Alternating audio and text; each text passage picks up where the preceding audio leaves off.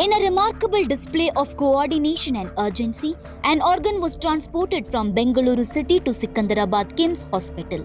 A green channel was established from Shamshabad Airport in Hyderabad to transport critical medical supplies and organ, highlighting the life-saving power of swift action. Normally, the journey from the airport to the hospital takes about an hour. However, thanks to meticulous planning and traffic management by the police, the medical team was able to complete the transfer in just 22 minutes. A special flight carried the lungs to Shamshabad Airport, where the police and traffic authorities ensured that the organ reached KIMS Hospital without delay.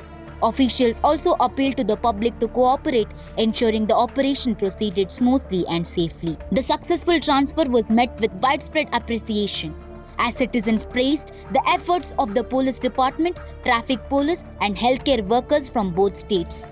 This extraordinary operation not only saved a life but also underscored a simple yet profound truth.